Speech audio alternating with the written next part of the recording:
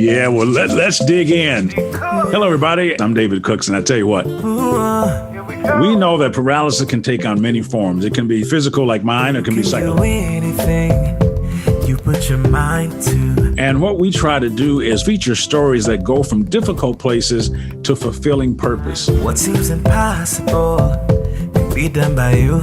Today, we're traveling all the way to Ireland. I am so excited to have Paul Davis with us today. It may knock you down, but don't let it stop you. He advises businesses and people on how to become their best self and how to manifest the person that they were born to be. How would a child approach life? And if you look at young kids, whether it be, in around the age of 7, they have this expectancy in life. They have this excitement about life. They have this questioning about life. It's like every day is like Christmas Day to them, and everything's so exciting and everything is possible. Nothing is impossible. It's just phenomenal. That's the kind of approach that we need to have to life in every single day. I use the analogy of, life is a bit like the Snakes and Ladders board game, or I think in America they call it Chutes and Ladders, whereby that's what life is like. Sometimes you'll go up the ladders and other times you'll go down the chutes. That's what life is all about. But have fun. Got so much to give, a lot of life to live. You must go from paralysis to purpose. Get your pen and paper out. Yeah, I'm taking notes. Paralysis to purpose. Hello, everyone, and welcome to another episode of Paralysis to Purpose, the podcast. I'm your host, David Cooks, and I say this all the time. I get so excited about this job that I have. And today, we're traveling all the way to Ireland, and we're going to be talking to someone really inspirational and who has impacted literally hundreds of thousands of lives all over the world. And so we're excited to do that. But before we talk to our guest today, if you are a first-time listener, let me welcome you to the podcast. And if you're a returner, thank you for coming back. Make sure that you share this podcast, like this podcast, and please leave us a review and let us know how we're doing on the podcast. As I mentioned, our guest today, he's got a really long resume. And so we're not going to be able to get through it all. But let me just tell you a couple of things about him. He is an advisor, and he advises businesses and people on how to become their best self and how to manifest the person that they were born to be. That's on his website, and that's a different way of describing coaching. And he does that. He's an author. He's an international bestseller. He works on the Irish Stock Exchange. He does a lot of stuff. If you see in his office, he's got all kind of deal toys back there. Successful businessman. I am so excited to have Paul Davis with us today, all the way from Ireland. So, Paul, welcome to the podcast. I'm absolutely thrilled to be here, David. You've no idea how thrilled I am to be here. Yeah. So thank you so much for that. Oh, yeah. Well, we're excited. Now, what part of Ireland are you from? I'm on the east coast of Ireland. So I live in a place called Dublin, which is the capital of Ireland. Okay. So as you know, Ireland's quite small. But yeah, I'm on the east coast. So in a place called Blackrock, which is right on the coast. Most places where people travel to when they're coming as a tourist to Ireland, they'll normally go on the west coast. Okay. So they'll fly in probably to Dublin, and one of the obligatory things that you need to have is you need to have a pint of Guinness. And then once you've had the pint of Guinness, you've got a rite of passage then to travel around the rest of Ireland. And it's on the west coast, which is the scenery is just absolutely phenomenal. Let's get started, because the work that you do is amazing. He has a book out that I read. It's called Evolve. It was published in 2012, which is already 9 years ago. And I know he's starting working on another book. But this book was remarkable in the sense that I've read a number of books about coaching and life coaching and helping executives and businesses thrive. This book was really full of knowledge and things that you could actually apply from the beginning to the end. And so we're going to talk about his book some today. But before we do that, I want to talk about him. And he was the 7th child of 7 in his family. And there's a folklore, an Irish folklore that talks about special giftings and stuff that comes with being 7th of 7.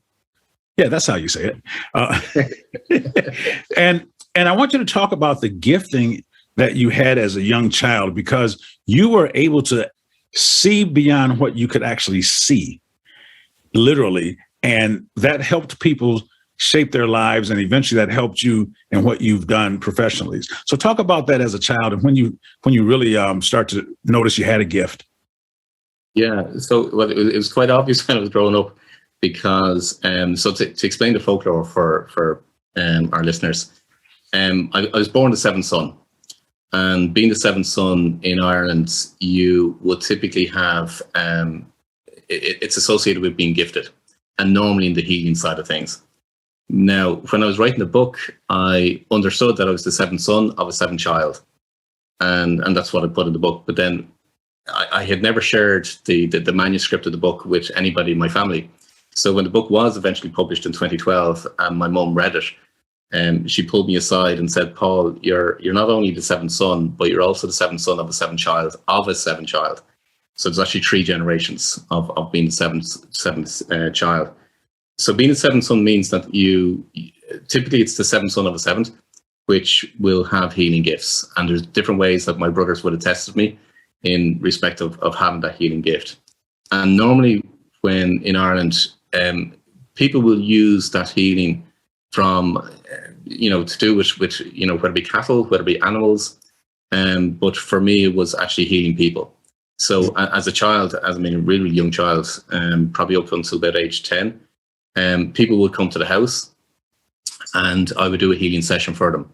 So, and people would come with, whether it be cancer, rheumatism, migraines, you name it, there'd be all sorts of different ailments that they would come with. And I would just do a healing with them, and they would go away and be thrilled with the healing and get amazing results from it as well. And like, no matter where I went, so I remember on one occasion we were on a campsite and we were in a caravan at the time on this particular campsite. And I was being brought to another caravan because the lady in that caravan had cancer. And I could see, and again, I was really, really young, but I remember she didn't have any hair, and she was in quite an advanced stage of cancer, and I was asked to do healing for her. So that was my introduction as a kid. But then when it came to kind of in around my early teens, it wasn't really that cool to be doing healing. And I kind of rebelled against it. And again, when it comes to healing, there is this association whereby, and you'll find this for a lot of people that work in the gifted side of things, whereby because it's a God-given gift, well then you shouldn't receive any compensation for it in terms of money or gifts and so on. So these people would come to the house and I'd do a healing for them, and they'd want to give me money or a toy or whatever it be. And my mum wouldn't allow anything in exchange for it. So, you can imagine what it was like being a teenager saying, I want something for the work that I'm doing. So I kind of just rebelled against it and I moved away from it, to be honest. And I just went through the rest of my life in kind of early teens, building my career, doing what I thought everybody else was doing or could do. But it wasn't until kind of later on that when I met different people over the years, I kind of realized actually not everybody could do what I could do. And what I mean by that was that, so apart from the healing side, the healing was kind of, it was my first flag to say, well, no, there's something different about you, Paul. And there's a whole different story as regards how I actually ended up being the 7th son as well. But what I found was that I was getting images and knowings and insights for different people that I would come across. And when I originally trained as an accountant. So I come from a very logical kind of brain perspective, and everything has to have a process and a system and everything has to make sense. But there was this other side of me and saying, like, I'm getting these images and knowings and insights for people, and I'd lead them on to what I would consider what was the right path for them, what was going to bring them the most success. So when I was going into companies and turning them around, So I became, for one better word, known as a really, really good business consultant. I'd go into a company, and companies that were suffering financially and are not doing that well. And I'd turn them around very, very quickly. And part of that was I'd know what will be the best success for the company or for the business owners. And a lot of the time when I was working with people, and I'd go anywhere, and then all of a sudden I'd find somebody would come up to me and just start a conversation. And I'd end up, for one better word, counseling them or giving advice as regards what they should do in their life and so on. And, these people would turn around and say, I've never told anybody in my whole life what I've just told you in the last 15 minutes. So whatever the connection was, and I didn't really know at the time. I was still, nobody taught me, nobody kind of instructed me as regards what to do. So I just had to kind of figure it out for myself. And on the flip side of that, while it sounds really great, the flip side is that there is a shadow side, there is a dark side. Because while I could tell people what their purpose was and what they were to do in life and how they could be successful and how they could reach their full potential and ultimately what they're here to fulfill, what their purpose is and what the intention is behind that, I absolutely wished and desired for somebody to come to me and say, Paul, this is what you're to do. So that came for a lot of, I battled with suicide for quite a number of years. For me, it goes back to the age of 10. So that was my shadow side, and that search and that pursuit for there has to be purpose, there has to be meaning in this life, brought me on a lot of different paths, a lot of different avenues, for one better word. And it wasn't until I got my own download or my own insight, and I distinctly remember to this day. And that insight and that download was, Paul, your purpose is to put people on their purpose. So nobody could tell me what my purpose was, because that's what I do. So a lot of things that my clients would tell me would be, Paul, you're just making this up. Because I would tell them things that were going to happen and different things that they should look out for. And the ones that kind of listened to what I was saying were the ones that did really, really well. And then the ones that didn't, and the events happened and so on, they'd ring me up 6 months later and say, Paul, geez, I should have listened to you. I never did. Here's what's actually now after happening and so on. Wow. So, from clients coming to me and saying, look, Paul, you're just making it up. And also for my logical head and my system head and my accountant's head, for want of a better word, I needed a system. I needed proof for myself that what I was receiving and passing on to people was, for want of a better word, was real. So I spent an awful lot of years researching. I debunk an awful lot of what people say online and in books about life purpose, because I know it to be incorrect. So what I've been doing for many years is actually develop a methodology in order to substantiate my knowings and my insights and the visions that I get for clients, and to try and bring them through a methodology whereby they can actually see it for themselves and see the evidence in their life.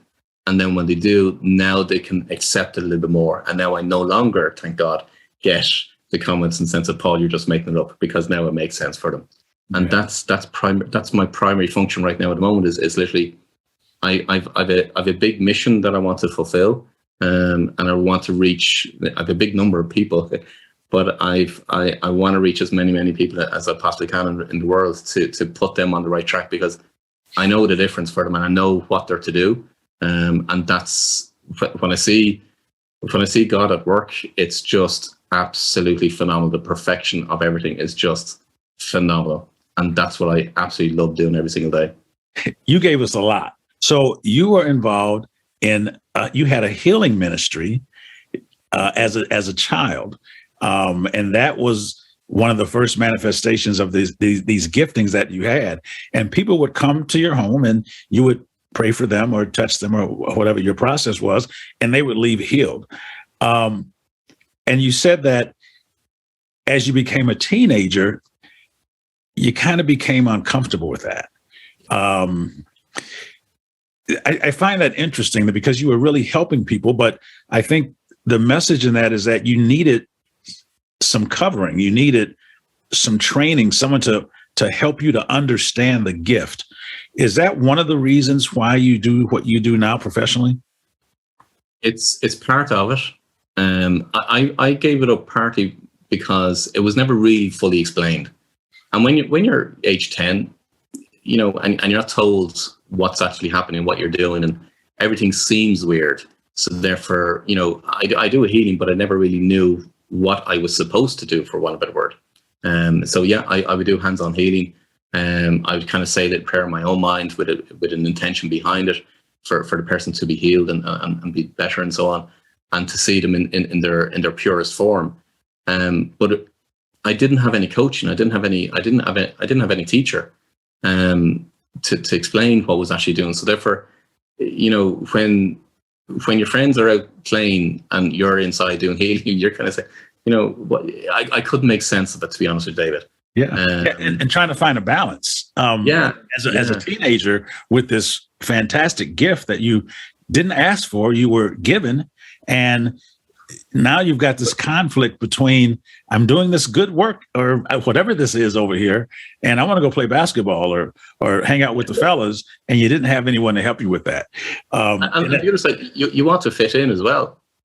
So you don't want to be too different. So yeah, you want to fit in, and helping people, you know, recover from cancer and paralysis is not something that everybody does. It's needed, but it's not what everybody does.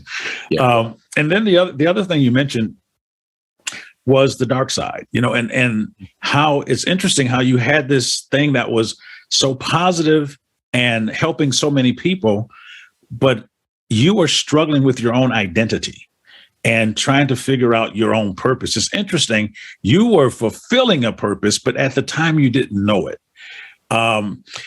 What was that struggle like for you to really not be sure about what to do, and then to the point of where you were thinking about committing suicide? Bottom line is, I just did not want to be here.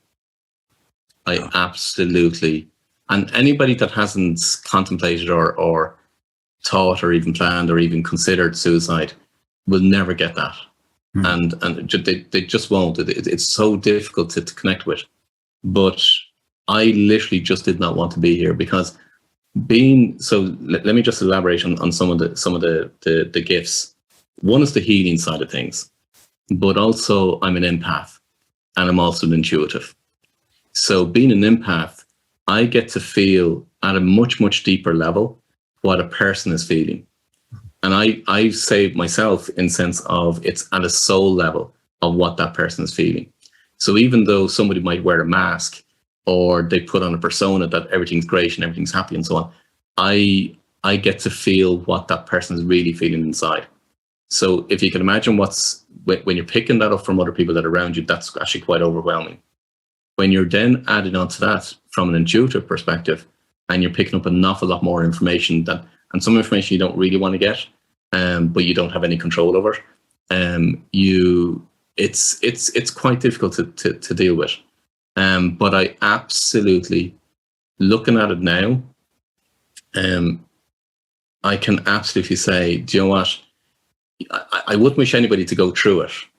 However, I can completely understand why I have to go through, and for want of a better word, you know, bear that cross. Mm-hmm. Because if I didn't, and I didn't know what it was like for somebody to contemplate, plan, and even attempt suicide, I wouldn't know what it would be like for other people.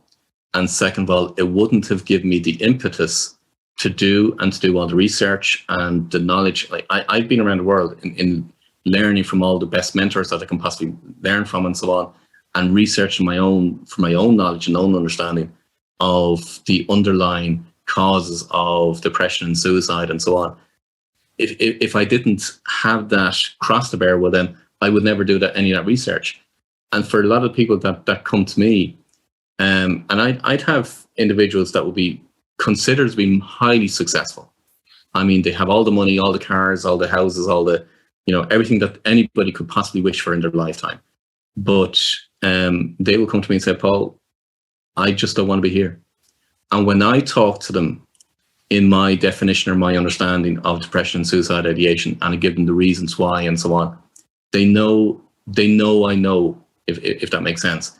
I'm not like anybody else. I haven't read it from a textbook. I don't come from theory. I know what, and hence the reason why I go, when people talk about depression, suicide, and I personally, I don't like the term mental health. I prefer mental fitness. When people talk along those terms, all what's spread from a common perspective in the sense of what you'll hear is, look, you got to exercise, you got to eat healthily, you've got to, reduce your alcohol content and so on. That's a sticky plaster. I go much, much deeper. And when I give a definition of suicide and depression to my clients, they completely get it, because now that makes complete sense to them. And the same thing applies when it comes to life purpose. I go against nearly every single thing that's said about life purpose.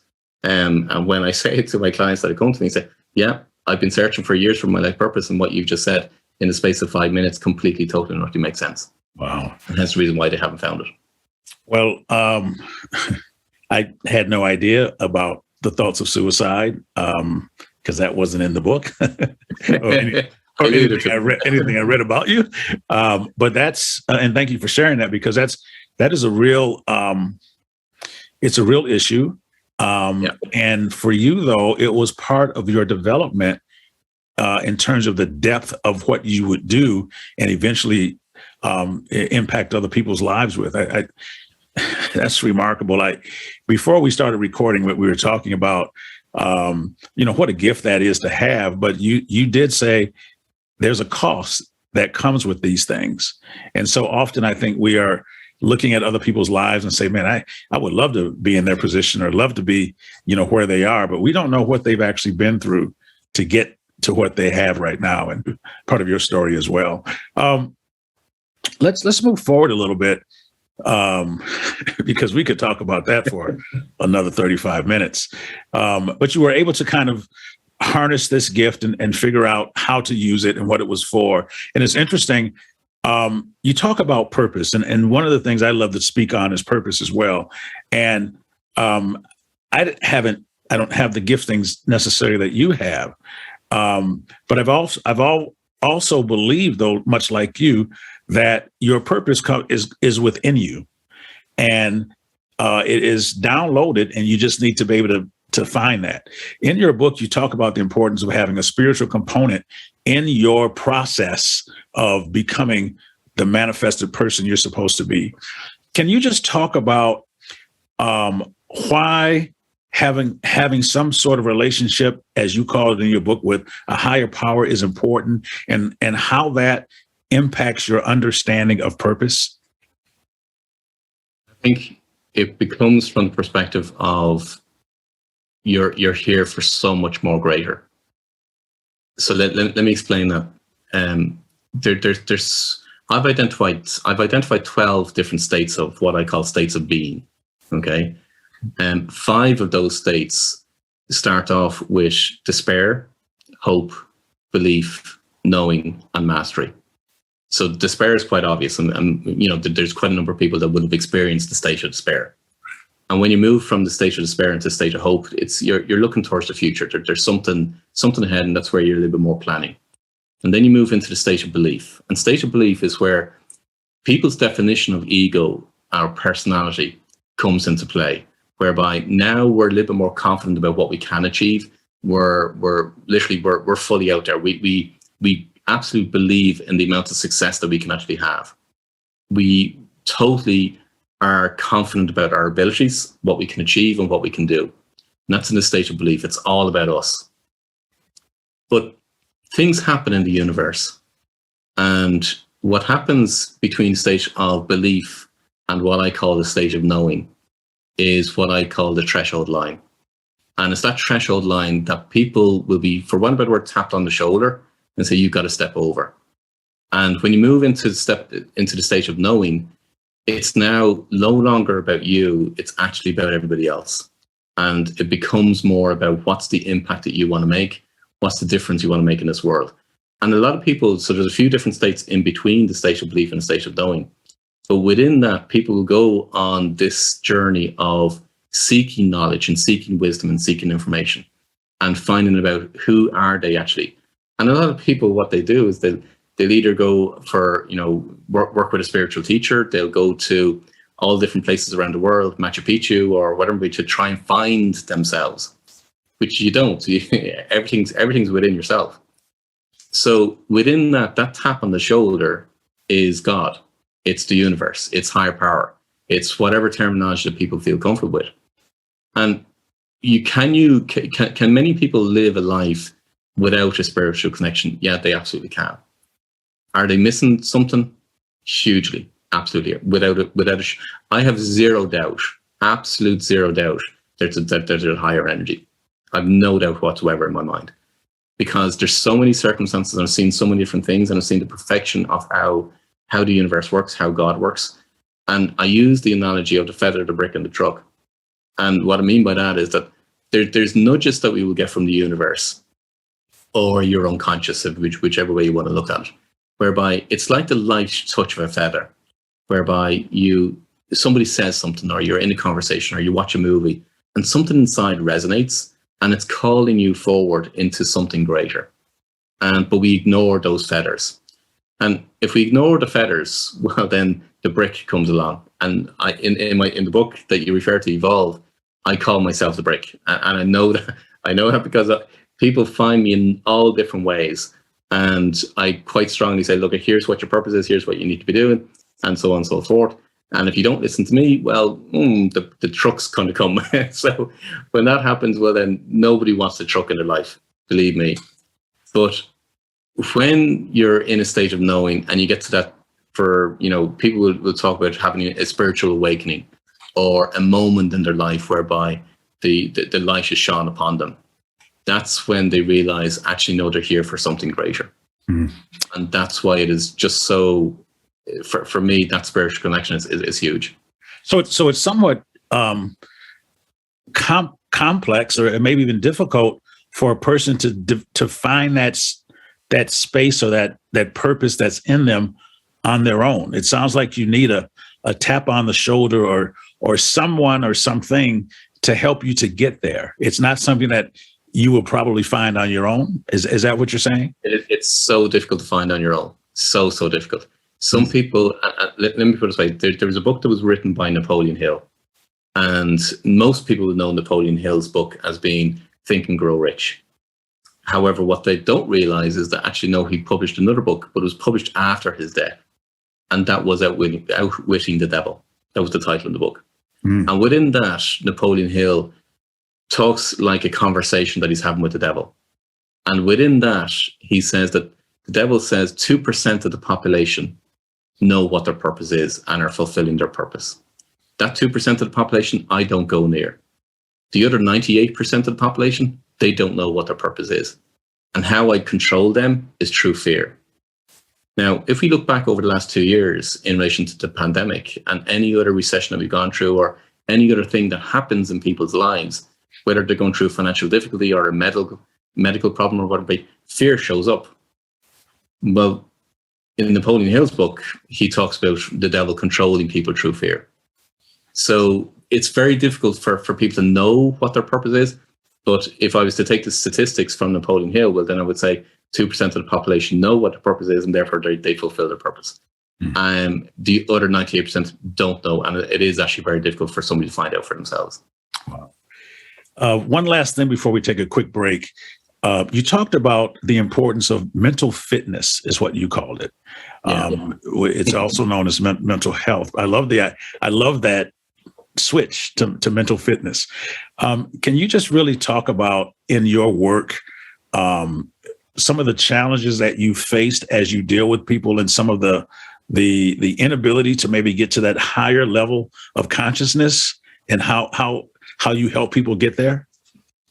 There is so much involved in it. So what I call, it's about awakening the genius within. And that genius is that spirit that you're born with.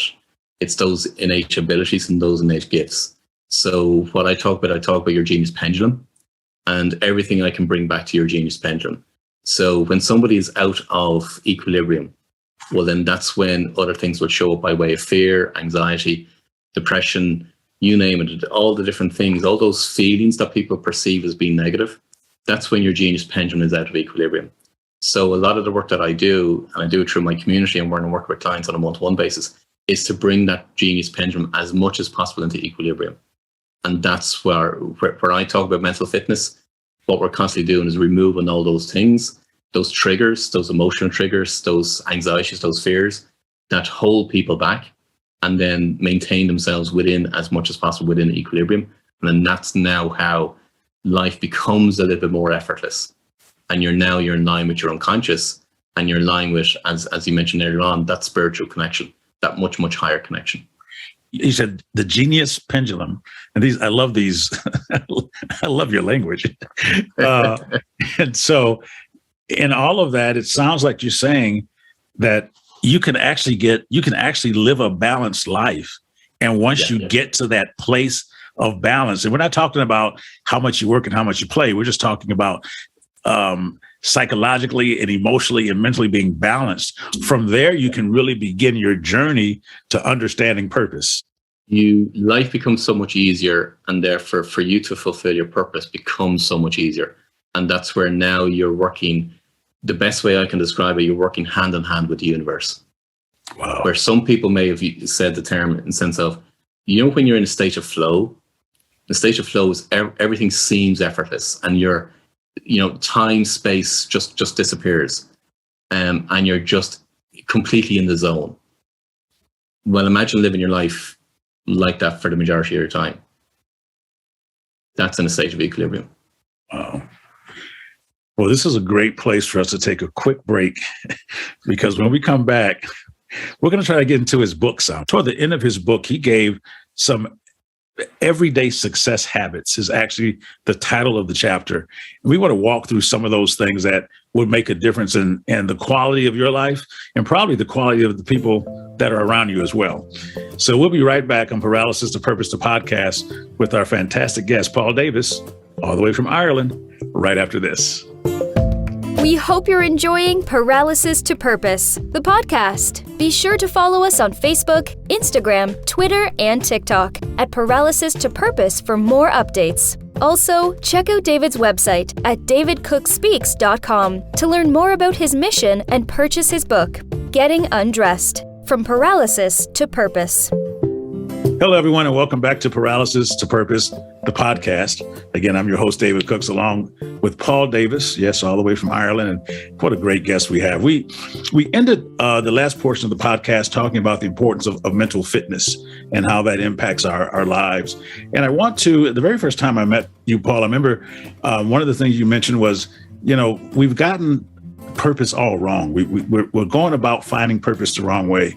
And I want to, in this segment of our podcast, talk a little bit about that, and then end it with giving some practical tips, some things that could help people to get to their purpose. So what are we doing wrong as we're trying to define and find purpose? Every single human being has an overarching purpose. And the overarching purpose that we're here to fulfill is to be ourselves, meaning our genius self. If you go back to what I said earlier on in relation to genius, the genius is the spirit that you're born with. It's the spirit within you. It's your innate abilities and your innate gifts. So our overarching purpose in life is to be our genius self. It's to love, to experience, and to live life fully. Now, love, I cannot emphasize it enough, because when it comes to what I referred to earlier on, the genius pendulum, well, then love is that equilibrium point. When you're out of equilibrium, well, then now you're in judgment, either judgment of others or judgment of self. Okay, let's stop right there, because you said something that's, we may need to just let that marinate and sit for a minute. So you talk about love is the foundation of all of this that you're talking about. And if you're not in love, you go into areas of judgment. Why is that so dangerous? And why is that so easy for us to do? Because, let me raise my hand for those that are watching. I'm sure I've been guilty of doing that. We all do it. We all do it. So think of it from this perspective. In order for think of your soul, and it depends on what your understanding of soul is, but just think of soul as being this, whereby all you know is unconditional love. That's all you know. And therefore, in order for you to experience anything different, you have to understand contrast. So we've heard the phrase before, or many people will have perhaps heard this phrase, whereby we're spiritual beings having a human experience. In order for that spiritual being, which is your soul, to have that experience, it's got to understand contrast. Oh, so what I mean by that is you don't know what hot feels like until such times you've felt cold. So that's contrast. So if all you know is love, well then how can you get to experience hatred, jealousy, or any of the other emotions that people want to feel? So when it comes to understand, so everybody will judge others and everybody will judge ourselves. It's just part of human nature. But our real lesson as part of living in this human experience is to understand love. So no matter what your circumstances are, and no matter how detriment things are for people, how can you have that sense of gratitude and that sense of love for everything in your life? And I mean everything in your life, the good, the bad, and the ugly. Because when you get to experience that, that's when you truly, fully understand love. And if our overarching purpose in life is to be our genius self, but also to experience, to live life fully, to love, and to evolve, hence the reason why the title of my first book was Evolve. And when you get to the conclusion in the book, and I say in the conclusion, take the first 4 letters of evolve and reverse them, and they spell love, because that's literally what we're here to do, is to love. So love is the core of absolutely everything in life. And when we get to reach that point, well, then now we can see both sides, because there's always both sides. Now we can get to live a life that we're actually here and meant to live. Now, every single human being has an individual purpose and a unique purpose. You could say it's fingerprint specific, or I heard the term recently, soul print specific. And what a lot of people end up happening is they get to a point whereby they research online or in books and say, what is my purpose? What am I here to do?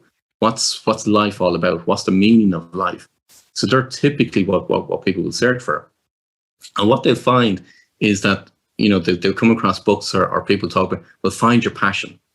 And if you find your passion, well, then that's what's going to lead to your purpose. Well, let me give our listeners a bit of an insight. The origin of the word passion comes from the Latin word pathy, which is to suffer. And anybody who understands Christianity, and they will understand in terms of the passion of Christ. The passion of Christ was persecution and suffering and the crucifixion of Christ. So passion is the origin of suffer. So when people search for their passion, they cannot find what they're passionate about, because what you want to understand is that things that you're passionate about are transient. So let me explain that. So behind me, you'll see different memorabilia and different aviation things and mementos and so on, because I'm passionate about trying every single different type of flight experience. So I've jumped out of an aircraft twice. I've flown a hot air balloon. I've flown a helicopter. I've flown a small aircraft. I've flown, a glider. All different types of modes of flight I've done. And one of the things I'm trying to plan for this year is to do a biplane wing walk. And then after that, it'll be on to, I want to go out into outer space. So there are things that I'm passionate about, but they've nothing absolutely whatsoever got to do with my purpose. So what you'll do is people will find their passion, they find out what they enjoy doing and so on, but it's not going to lead them to the purpose. How important is serving others in fulfilling your purpose? Is it true? Because I say this all the time, and you can correct me today if I'm wrong. But I don't think you're in your purpose if you're not serving others. I think there's got to be something like that. Is that correct? How important is serving? It becomes the number one. So let me explain. So where I go back and I explain what I've identified, the different states of being. Mm-hmm. And if you're in a state of belief, well, then it's always going to be about you. In a state of knowing, that's when you're moving into your more purposeful work. and therefore it's all about everybody else. It's never about you. So again, in the book Evolve, I said never chase the money, because once you put the money first, well, then it's just not going to work. So there's two things. One is your purpose becomes about other people, and what you do for yourself, you do for others. So, and if you really understand and absolutely know who you truly are, you will recall the phrase from the Bible, which goes along the lines of what you do to me, you do to others, you do to yourself. Mm-hmm. Okay? So understanding your whole purpose becomes about other people. But I'm going to add another layer onto that, because your intention is the most critical piece in all of this. So let me explain that. If your intention in your own mind, or where your whole being is coming from, is about money or about trying to get one over on somebody else or whatever it be, that's where judgment is going to come into play. And that's where it will never succeed. But where your intention is, you want the absolute best for that other individual, or whether it be your clients, your customers, or whatever it be, that's where your intention needs to be. And that's where your intention holds. Because now your whole being is about, you want the best for the people that you're working for. So your intentions matter, and it's got to come from a pure place of service and really wanting to make other people's lives better. You talked about success habits in the end of your book in the last chapter, and there were a lot of them. You talked about focusing on one thing, take time out of each day to reflect and kind of see where you are and that type of stuff. Of all the things that you talked about, there was something that stood out to me. One was have fun. Why would you have to put in a book to tell people to have fun? It's funny, isn't it? Excuse the fun. Life is a game, and honestly, when you play life like a game, like the way you used to play as a kid, now you'll see life in a completely different way. Now, that paragraph or that section in the book where I say have fun, that came from a download.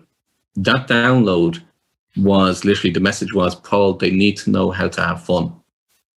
And the bottom line is, the more you approach life from a fun, don't think of it as being fun. Think of it as being, how would a child approach life? And if you look at young kids, whether it be, in around the age of 7, they have this expectancy in life. They have this excitement about life. They have this questioning about life. It's like every day is like Christmas Day to them. And everything's so exciting, and everything is possible. Nothing is impossible. It's just phenomenal. That's the kind of approach that we need to have to life in every single day. Because it's with that expectancy, because we're not here to, yes, there's part of suffering, but when we turn it from the perspective of, well, yeah, but let's take what we have, but how can we actually make it a little bit more exciting for ourselves? How can we enjoy life? Because I use the analogy of, life is a bit like the Snakes and Ladders board game, or I think in America they call it Chutes and Ladders, whereby that's what life is like. Sometimes you'll go up the ladders and other times you'll go down the chutes. That's what life is all about. But people try and get to the square 100 as quickly as possible and rush through life and forget about all the different things that they get to go through. And life is just a game. That's all it is. Just have fun. You talked about practicing forgiveness. And I'm going to take it to forgiving others and forgiving yourself. Yeah. Talk about that in terms of one of your success habits. It's probably evolved a little bit more now since I wrote the book. People think of being forgiveness as being, so first of all, people will be familiar with the term of, if you're holding on to anger or resentment, and if you think of anger or resentment as a bit like a hot coal, and you've got that hot coal in your hand, the only one that's hurting is yourself, not the other person. And I've come across so many different circumstances in my own life where I've had to let go of different things that I was holding on to. And it's not about forgiveness from the perspective of that you're better than somebody else, and therefore you should forgive them. And that's coming from an element of judgment in the sense of I'm better than you. Forgiveness for me is actually seeing the perfection in what's actually happened. And then now you can come to a place of love. And that's very, very different. And when you come to a place of love, now it doesn't necessarily become about forgiveness. It's actually just an understanding of the perfection in seeing the both sides of that moment in our life where we've been holding that resentment or that anger or whatever the negative feeling that we've been holding. And then once you can release that, it becomes so much more phenomenal. And therefore you're not carrying that anger, that resentment, that baggage around with us for the rest of your life. You can let it go very, very quickly. Is it fair for me to say that one of your gifts and one of the things that we all need to work on is finding the good in things and using that as the place where we start? Is that part of what you're saying? Because when you talked about forgiveness, you went right into that which was good. And normally when you think of forgiveness, you're thinking about, I got to forget something bad. I got to forgive him because that was a bad thing. To hear that forgiveness starts at a place where there's good is very interesting. Can you just talk about that a little bit more? Your human brain will naturally go to what's been done wrong to me or what's been bad. And so therefore, again, let me bring you back to the genius pendulum. You're seeing one side of your life. You're seeing one view, but there's always two sides. And therefore, when you bring your mind into seeing the other side, what's been good in your life, or how has it actually served you in fulfilling your purpose? So if I look at my suicide ideation, my planning, my attempting, and all kinds of things over the years, I could look at all the bad side of that. But however, how has that actually served me in my purpose? And it's been phenomenal in so many other ways. So therefore, it's looking at that side, and now you're bringing it more into objectivity or more into equilibrium. And now you're saying, there's the bad side or the dark side. There's the shadow side, but there's also the good side as well. Mm. And when you get to that point, now you can say, well, actually, do you know what? It's neither good nor bad. It just is. So we're going to talk about one more thing probably here. And that is living in a place of gratitude. Oh, yeah. Because you just mentioned about how all these things that you've been through have served you. You turned it around, and instead of them harming you, they have served you into becoming the person you are now. Why is it so important to stay in a place of gratitude?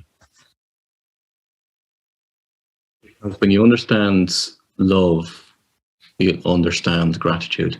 So what I mean by that, a lot of people find difficulty in, they listen to this and say, Paul, how on earth could I see how the circumstances in my life have served me and so on? But when you start to go through it and work through it, you'll find the answers. So gratitude for me is opening that connection with that higher power, that higher mind, that universe, that God. And I want to explain a couple of things here, because people will hear about gratitude and they'll do different gratitude exercises. And what you'll typically hear from different gurus around the world is, well, do your gratitude exercise in the morning, do it in the evening time, and so on. But then what it becomes is you might as well, from my perspective, you might as well just make out a list of your shopping, as in your groceries or what you're going to buy, because that's how people are approaching it. And people even approach prayer, because I've observed, even my own parents and different people in the world in terms of how they pray. And they say the prayer, but they rush through it as quickly as possible. But at gratitude, they approach gratitude exactly the same way. Having a state of gratitude is being grateful. Just as much as when you're praying, it's being prayerful. It's not just for the sake of prayer. So prayers are very much for me like gratitude. It's a state of that you get into. So therefore, you're grateful throughout your whole day, not just in the morning when you're doing your exercise or in the evening time when you're writing out again. There's a really great book that I came across a number of years ago, and it was written by a lady by the name of Corrie ten Boom. Now, Corrie ten Boom, the name of the book is The Hiding Place. and she survived a Holocaust in World War II. And in the start of the book, she explains a situation whereby her sister tells her, just be grateful for what you have. And she's arguing with her sister, saying, how on earth can I be grateful for the situation I'm in? There's rats, there's infestation, we're in this small little tiny little hovel of a place where you have to share this our room with so many other women and so on. And it wasn't until later on in the book she actually understood the reasons why she had to be grateful in that moment. And for her, it was about, she realized that all those things were preventing the guards coming into the room. And by preventing the guards coming into the room, they could actually read the scripture in order to hold on to that moment of mindfulness, or that moment of getting through what they had to get through. That's been grateful for. So when I talk about gratitude, it's been grateful for both the good and the bad in our lives. And that's true gratefulness. That's true love. Well, let me just ask one more question. One more. Because you talked about mindfulness, and that's like the new buzzword and everything, and which is so interesting to me, because I think if you're mindful, you should be kind. It's a mindset of kindfulness, and that becomes mindful. What would you say the role of reflection and meditation? And you talked about taking out moments in your day. How important is that in creating these spaces that you've talked about, gratitude and forgiveness and other things? And what practically does that mean? Depends on how easy do you want your life to be. So let me explain that. So when I talk about the genius pendulum, I talk about the connection between the executive center part of your brain. So let's bring back to logic. I talk about the executive center part of your brain, which is the prefrontal cortex, which commands objectivity, planning, creativity, innovation. That's what the purpose of the executive center part of the brain is. And what in the executive code, which is what I call the methodology of bring people through, in the executive code, it's about connecting the executive center part of your brain with your unconscious and then with the superconscious. The superconscious is what, again, will be referred to as the universe, higher power, higher mind, God, infinite. So meditation is one of the practices that allows or deepens or opens the channel, for one of a word, between your executive center, the unconscious, and the superconscious. So if you want to have an easier life and know what you should do next, what I talk about inspired thoughts, well then meditation is the gateway to receiving more inspired thoughts. So one of my gifts is being intuitive. Mm-hmm. Every single individual is intuitive. They just don't use their intuitive aspect. And therefore meditation allows that door to be opened to be more intuitive. And intuition, if you want to look at it from this perspective, is getting the information that your unconscious is processing, but your unconscious is connected, for want of a better word, it's connected to the universe, which is higher power, higher mind, higher God. It's all of those. And therefore, if you want to control your life based on your own conscious thinking, well, then you're literally limiting your life and what possibilities can actually show up, as opposed to working with that flow with the universe. And now you're open and connected with infinite possibilities. With God, all things are possible. Mm-hmm. I get it. I heard you loud and clear. Yeah. That, there should not be a ceiling on you as an individual, but you can place one there if you limit it to what you know, believe, and see, and you don't tap into something deeper. Got it. Understood. Okay. Now, we always talk about three things on Paralysis to Purpose, the podcast. We talk about the importance of perspective, perseverance, and partnerships in helping us go from a journey of paralysis to purpose.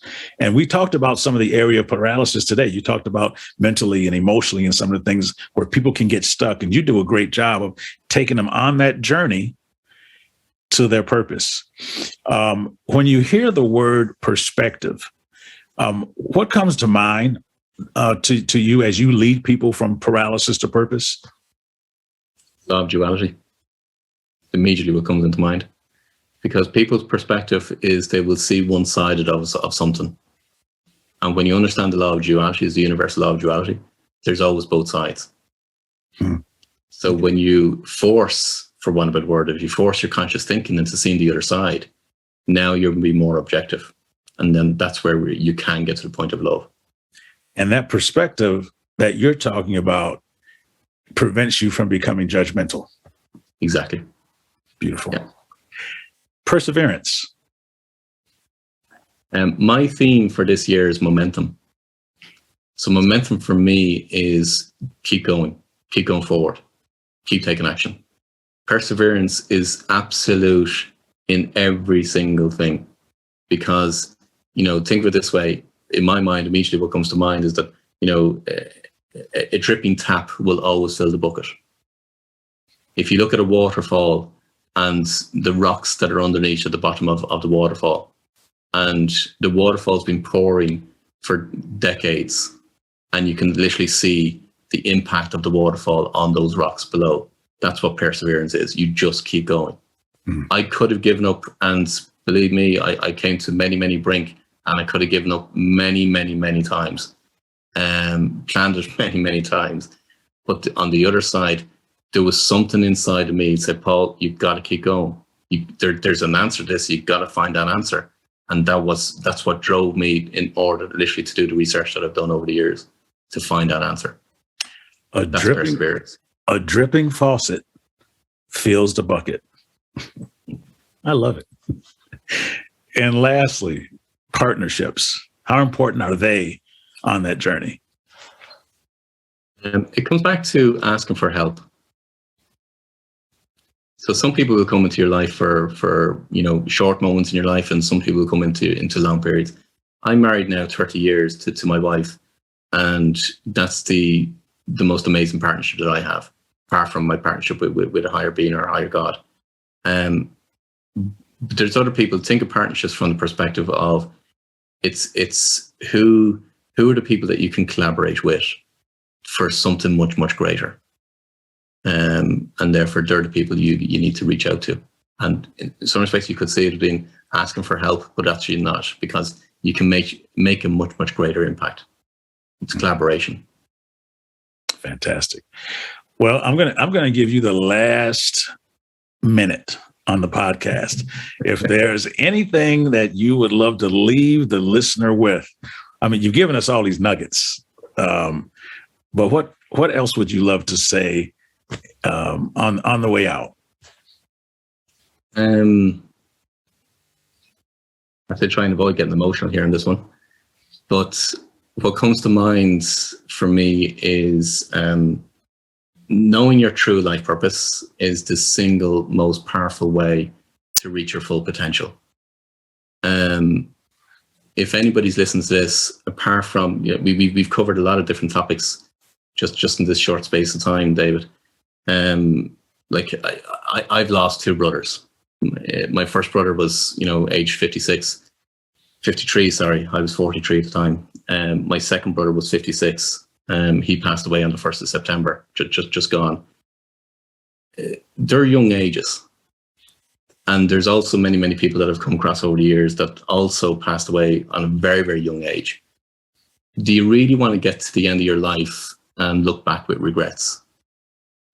And, every day is just, everybody's given 24 hours every single day. You never know when those 24 hours are going to run out. You never know when those days are going to run out. So for me, it's, if I was to leave a message without trying to get emotional, it's how much do you want to suck out of life, and how many days do you literally want to be here to make a difference and make an impact? Make the most of it. It's a powerful statement, and it's a great question to ask. It's one that everyone can ask. Well, Paul, if people would like to get a hold of you, follow you, be in contact with you, what's the best ways for them to reach you? The easy way is just go to my website, which is www.paulwilliamdavis.com. Everything's there. You know, my podcast's there, my books are there, my online community is there. All the different ways of getting in contact with me or find out what your purpose is and so on. Everything's there on my website. So that's the easy way, paulwilliamdavis.com. Well, Paul, let me tell you, this has been great. I have loved every moment of this. And, you know, I have a feeling we may do another podcast and pick up some more pieces, because there's a lot more to talk about with the work that you do. We didn't even really talk about turning businesses around. Today, I wanted to at least talk about people and how we can help people and help them become better versions of themselves, not better versions, but the only version of themselves they're supposed to be. That's really what we hope. Hopefully we got some of that done today. So again, thank you for that. And until next time, this is David Cooks on Paralysis to Purpose, the podcast, reminding you that your ability to endure is always greater than your willingness to endure. You can do anything you put your mind to. Thanks for tuning in to Paralysis to Purpose. Don't forget to follow us on social media at Paralysis to Purpose on Facebook, Instagram, Twitter, and TikTok. To purchase his book, visit davidcookspeaks.com. Be sure to tune in next time for more inspiring conversations with David Cooks. All of us, we have some odds that, you know, are stacked against us, or some hurdles that we have to jump. You know, there's some people that have probably looked at you and counted you out and, you know, laughed and felt like, okay, this is it for you. Like, you know, just really didn't expect you to become anything because of what you've gone through. Next time on Paralysis to Purpose. So get ready for your comeback. Might break down, but you gon' bounce back. Mario J. Brown is in the house. And so Bounce Back is just a song that really speaks to getting over those, like, against all odds. Everybody we know has gone through some odds, and that bounce back is real, man. We can't give up. So against all odds, you know, if we hang in there, the song says you're not gonna lose. Every tear you cry is making you. So get ready for your comeback. You might break down, but you're gonna bounce back. Paralysis to purpose.